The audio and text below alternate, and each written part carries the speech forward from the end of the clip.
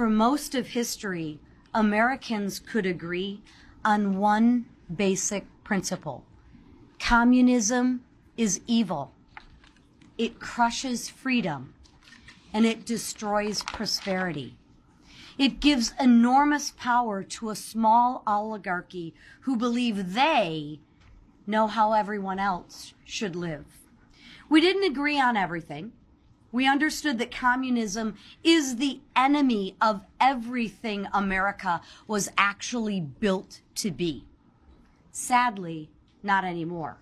Today, communist candidates aren't hiding in the shadows. They are running openly and winning the seats. And they are preparing to bring their ideology to the United States Congress. Our guest today, Mr. Gimenez, knows exactly where that ideology leads. His family fled communist Cuba in search of freedom here in America. And in a moment, you'll hear directly from him. When people who have lived under communism warn us about what is happening, we actually should listen because they've been there, they've experienced it, and they fled to a better place called America. Because it's not just one radical person. It's not just two. It's in double digits. Actually, communists serving in the Congress of the United States of America. And that should actually horrify everyone. Because communism is not some fashionable theory dreamed up in a college classroom. It's already been tried, and we already know where it leads. And where does communism lead? It leads to breadlines in the Soviet Union, political prisons in Cuba, and starving children in Venezuela. Different countries, different decades, but same results. Communists have failed everywhere it has been tried. It's destroyed every nation unfortunate enough to fall under its control. Remember when the Berlin Wall fell? Remember that? Everyone ran to the American side, not the communist Russia side. Everyone ran to the side of freedom.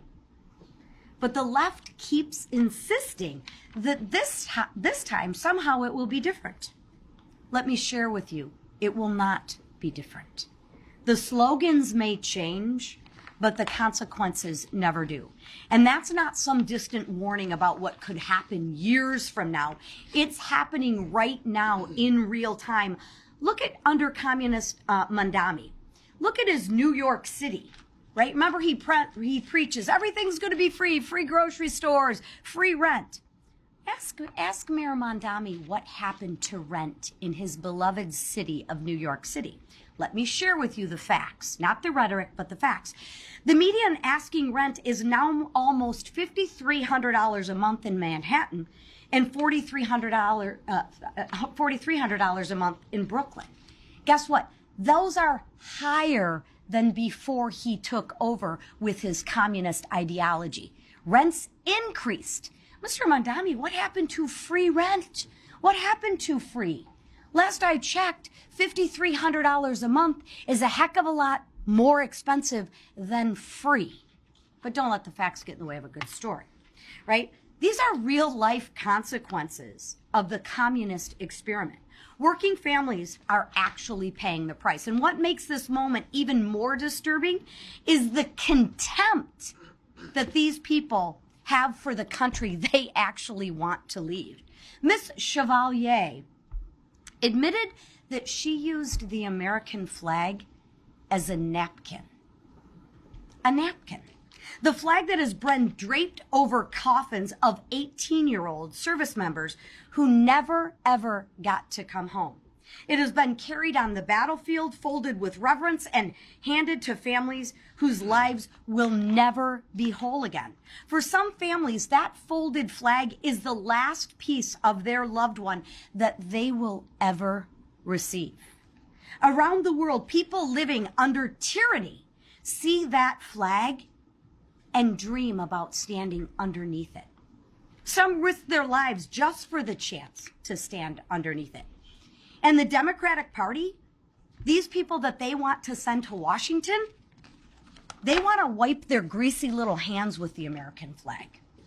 Then there's Ms. Vang, a Democrat candidate for Congress who refuses to recite the Pledge of Allegiance and has turned her back on the American flag. That's nice. And now she wants to come to Congress? Are you kidding me?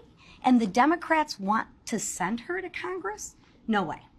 If you cannot face the American flag, you have no business representing the American people. If you despise the country, then you do not deserve to lead it. And if your goal is to tear down everything our founders built, Republicans will stand in your way every single day. This is no longer a debate between slightly different economic policies.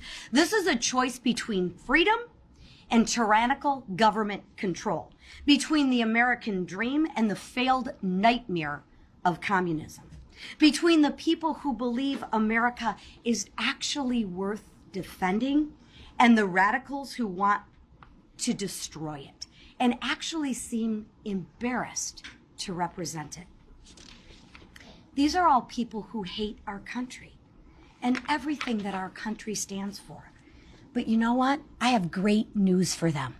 The beauty about living in America, the beauty about freedom, is they are actually free to leave. So if you hate this country so much, there's flights leaving every day. I welcome you to get on one of those flights and leave the country that you despise so much. Because as Republicans, we love this country. We love the principles that it was built on. And we want to stay and continue this country for our children and our grandchildren. The communist left wants to replace that with dependency, coercion, censorship, and oppressive government control over nearly every part of American life. We won't let that happen. We will defend this country, and we will make certain that communism never takes root in the United States of America. And now somebody who knows that, who has lived that, who has experienced both sides, Carlos Gimenez, is here to speak on the actual effects of communism.